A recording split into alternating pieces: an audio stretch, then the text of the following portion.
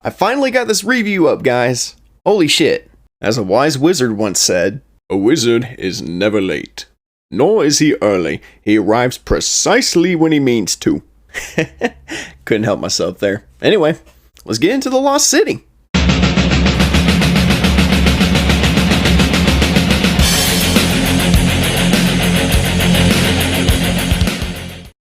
The Lost City.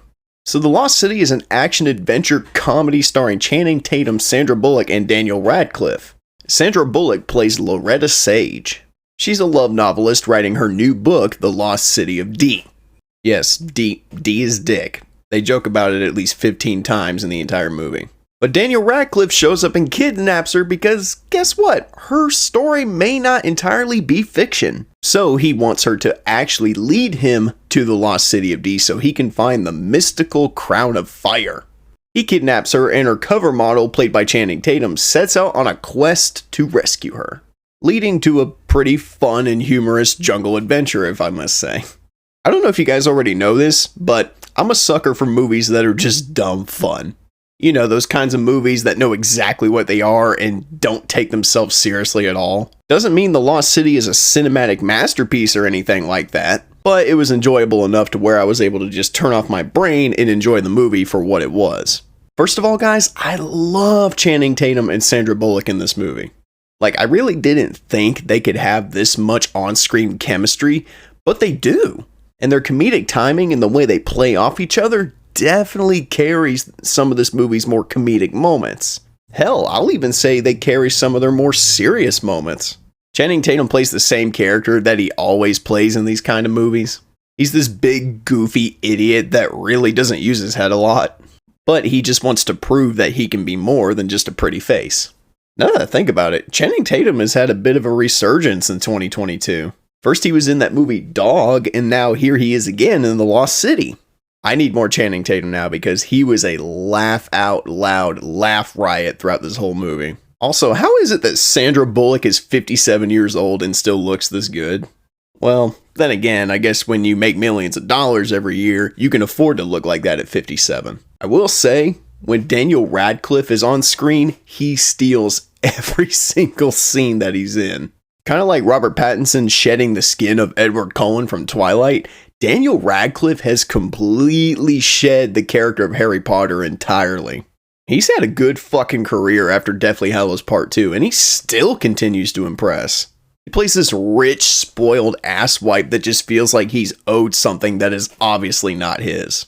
It's kind of scary how he goes from being comical to just crazy and ruthless just on a dime. That is the mark of an excellent actor, people. The best way I can describe The Lost City, guys, it's a jungle adventure comedy mixed with elements from a rom-com. Even though the rom-com elements are there and they do take the stage more often than they probably should, at the center, this movie is definitely a comedy. And a lot of the more comedic moments in the movie boil down to what I like to call situational comedy. You know, those fish out of water scenarios where a group of characters or a character is not used to their new surroundings, so they act out in a really weird way.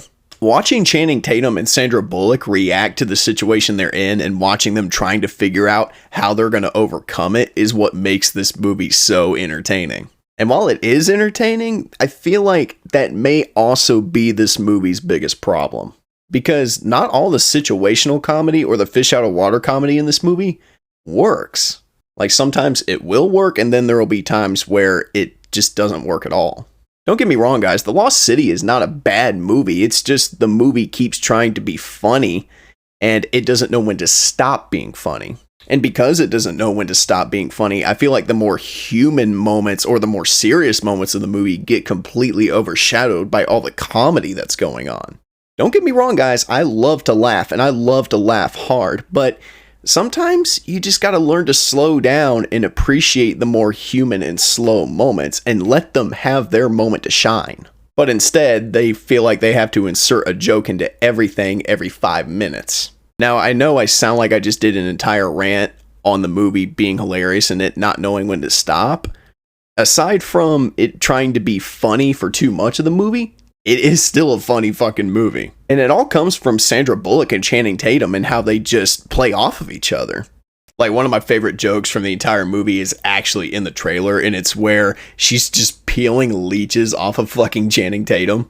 Bare Channing Tatum ass for 30 seconds. I bet girls everywhere loved that. I will say this, just because I forgot to mention it a little earlier. This movie does have a few pacing issues and some things in it that just don't make any sense. And a lot of the things that don't make sense in the movie kind of make certain characters look stupid. But I can completely forget about that just because this is a dumb, fun movie. This is the kind of movie where I feel like you can let certain little inconsistencies slide just for the sake of the movie being fun.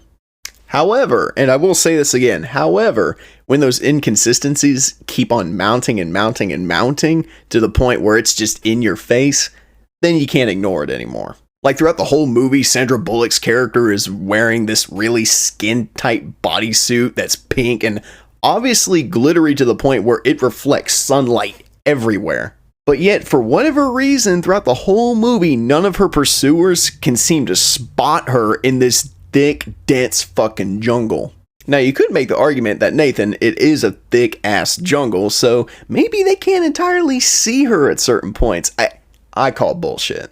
Even when she's in plain sight, they're just like, huh? Where are they? Where'd they go? As for pacing, this movie just seems to move really fast, kinda. Like, you ever watch movies where certain scenes will transition into another scene, but it feels like there should have been something else in between those scenes that gets you to the next scene?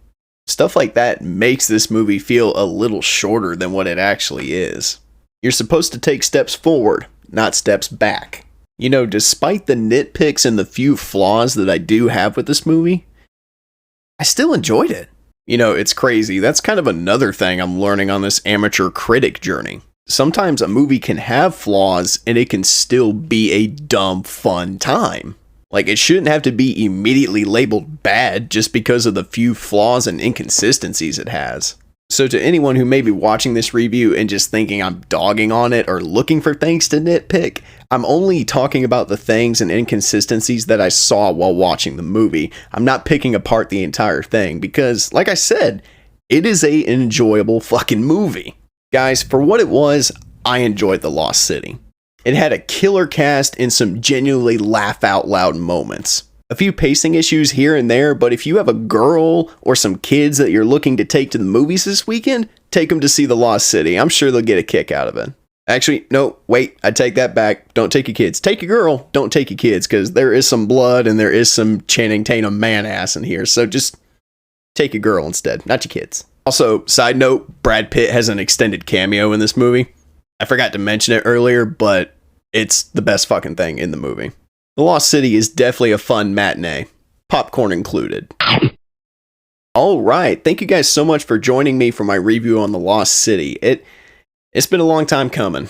My reviews for Sonic the Hedgehog 2 and Ambulance should post it here in the next few days, so just kind of keep an eye out for those. But anyway, thank you guys again. Drop a like, leave a comment, and subscribe if you're new. And as always, this is Nathan Triner. I'm saying peace, and I'll see you guys next time for more Fire Forged movie reviews. Peace out, everybody.